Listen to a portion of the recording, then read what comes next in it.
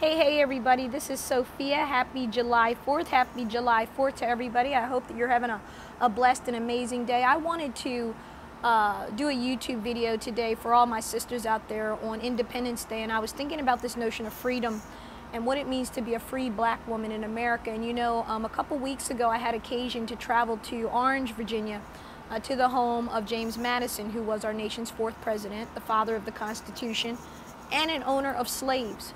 And as I went to the sprawling 5,000-acre plantation, and I had a private tour with the curator, they have a new exhibit called The Mere Distinction of Color that I think everybody should check out.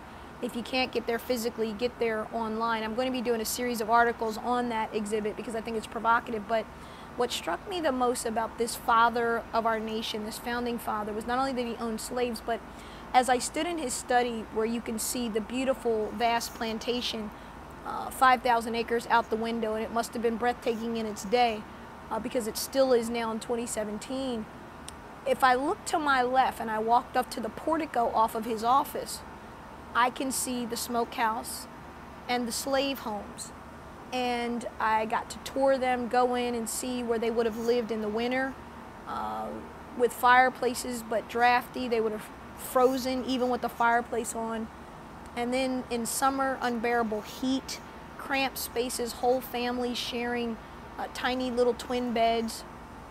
And as I reflected on that, it occurred to me about the life of black women. And there was a video, a slave narrative, a number of slave narratives, but one particularly struck me about this young black female slave who could read and write, which all the slaves at Montpelier and probably at Monticello and Mount Vernon could read. By the way, reading wasn't outlawed until the Nat Turner Rebellion in the slave-holding states. So that's another Periscope for another day, or another YouTube rather. But I want to talk about this notion of being a black woman and what it means to be free.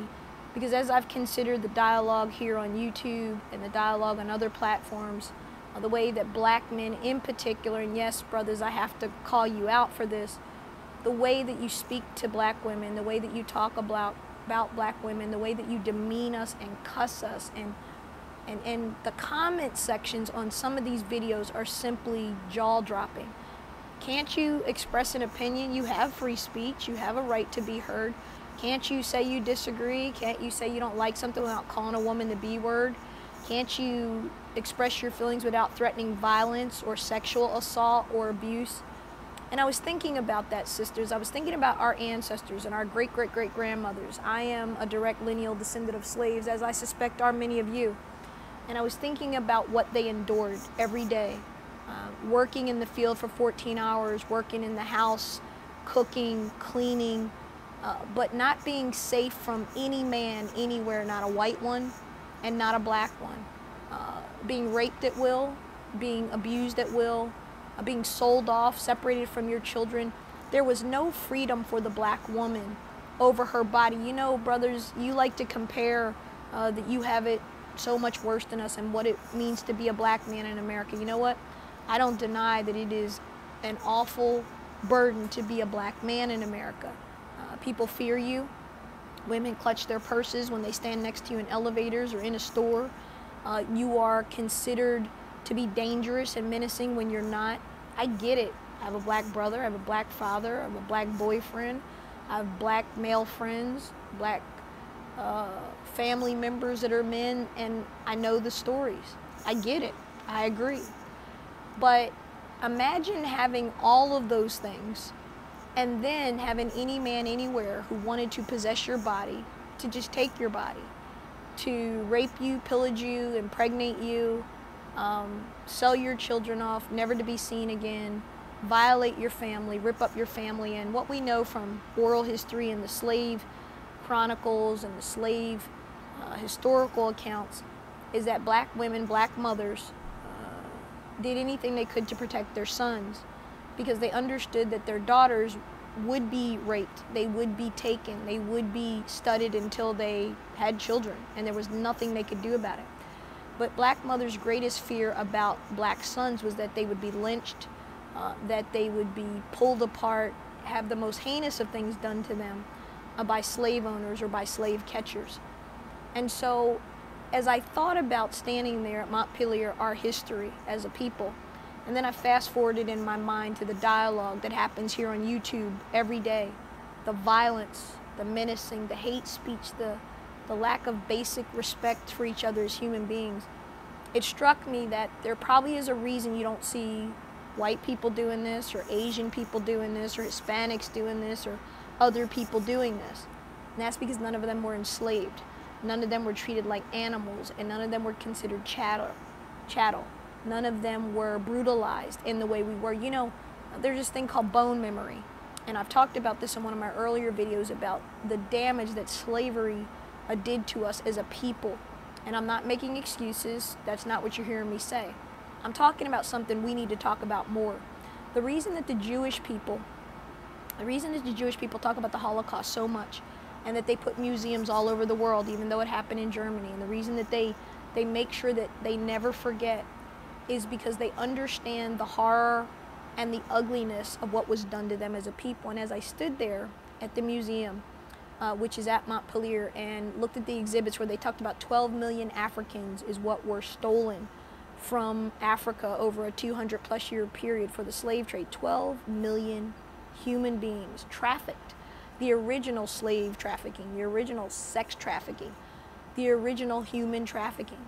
And black women were at the center of that, at the very core of it, unsafe in any way from any man. After white men violated us and raped us, if we went back to the cabin, we were shamed, we were brutalized. And then a black man might do the same to us, feeling powerless and helpless because he's a man and couldn't save his sister or his mother or a woman that he liked, or maybe even a woman that he was married to. He then took that rage and anger out on that black woman. And so, sisters, on this Independence Day, as I think about what freedom means to us, here's what I'd like to say to you and to me and to any black woman watching. Number one, freedom, real freedom, comes when you know your value. Real freedom comes when you know your value and your worth, and you respect yourself. Because the good news is that we don't live now in 1775. We don't live in 1803 or 1855. Or 1930 or 1945 in Mississippi or Alabama.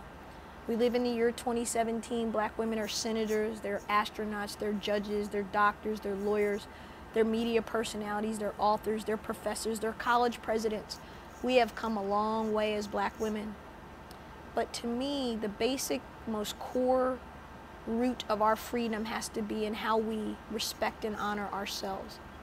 The second most important freedom that I hope we as black women will get to, maybe it'll happen long after I'm dead and gone, but I hope that we'll learn that we are all we have. We, each other, are all we have. So we have to stop brutalizing each other as black women. We have to stop attacking each other as black women. You know, I look at some of the comments, people like, and you know, I can start calling names here, but they've had to be blocked, had to send another cease and desist letter to a sister who we all know, you know, has some good. She has some value and some worth, but she's so angry and she's so pissed off and she's so worried about somebody taking something from her that she has to attack other black women on social media. So she stalks their feeds and she calls them names and she casts doubt over them. And some of y'all know who I'm talking about. And no, I'm not talking about Crystalline Karazin. Chris doesn't do that. And no, I'm not talking about Asia Simone. To my knowledge, Asia doesn't do that. But this woman who, like I said, has done a lot of good, frankly, and someone I actually respected, we let that anger and we let that territory and we let that feeling like this is mine and I'm not going to share it and I don't have to deal with these women and they need to respect me, and we do all of this foolishness that does nothing but pull all of us down. It divides us, it hurts us, it dishonors us, and again, I don't see other people doing this kind of stuff.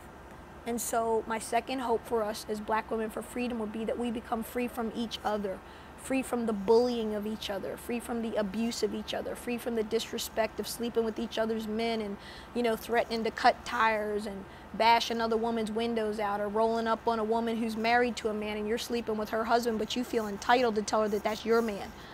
Sisters, that's not good behavior. It's not behavior that's going to move you forward in life. It doesn't honor you. It doesn't honor other black women. And it's not freedom. And I think the third thing that I thought about, again, as I was standing there, looking at those slave quarters and thinking about what it must have been like to be a black woman 200 years ago, and to know that at any moment I could have my life shattered physically, emotionally, spiritually. I could be sold off. I was property, owned by another man, owned by men, completely powerless even over my own physicality. And as I thought about the grief they must have endured and the pain they must have endured, the one thing that I know that they did as black women was they took care of each other. After one was raped and beat, the other ones came with a bucket and soap and cleaned her up. After a sister was violated or had her kids sold off or beaten almost beyond recognition, it was other black women that came and stitched up her wounds or tended to her children or comforted her in her grief or her depression as they had to work 12 and 14 and 16-hour days. Sisters, that's who we are. The freedom that I seek for us, the freedom that I hope for us as black women on this day, is that we'll be free to love ourselves, we'll be free to love each other, and we'll be free to take care of each other. And as far as this YouTube stuff goes, there is a new Google VP that's just been appointed, a black woman. Looking forward to meeting her very soon. And I continue to work on this slow and methodically. As you know, when you're dealing with white corporate America, you have to approach things differently. You have to approach it in a way to gain supporters and people that will go to bat and change what's wrong. And I thank you for your patience in this, but know that I will never give up this fight. The fight isn't personal against any one person. It is a fight for our dignity and our respect as black women. Nobody gets talked about and treated the way we do. I'm tired of us being blamed. I'm tired of us being scapegoated. I'm tired, as I know many of you are. I'm going to close with this. You know, I think I might have mentioned this earlier, but if I didn't, Germany just passed a law about Facebook and social media that if they don't remove vile, hate, cyberbullying content, they're going to get fined, and then they'll get suspended in those countries. I hope that that's something we do here in America, because even as much as I love the First Amendment, as much as I love free speech and honor it, this is not free speech. This is hate speech. This is demeaning. It is fearful. It is fear-mongering. It is bullying at its greatest. It is manipulation. It is control. And it is something that is ugly. And freedom means being free from fear. Freedom means being free from abuse, persecution, securing your person. Nobody deserves that. And to the black men who come onto these comment sections and say the stuff you say, you need to check yourselves. There's something wrong with you when you can't voice your opinion or say you don't agree, but you got to talk about the way a woman looks. You got to threaten to rape her, kill her, beat her. You start cussing. You need help. I'm going to keep saying this because the anger level is concerning. The disrespect is bad, but it's the anger and it's the quickness to start hurling insults and names that bothers me the most. And I want you to know it's just not right. And we're not going to take it anymore. We're not going to just go along to get along. We're not going to let you get away with it. We're not going to be quiet. We'll go and get trained in self-defense. We'll go and get trained in the use of firearms. We'll get bodyguards if we need them.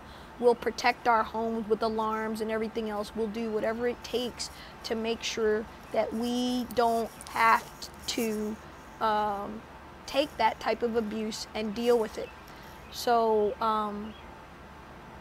that's my word, sisters. Freedom is when you got peace of mind, when you can sleep at night, when you're not in an abusive relationship just to be in one, when you're not in these situationships just so you can say you have someone.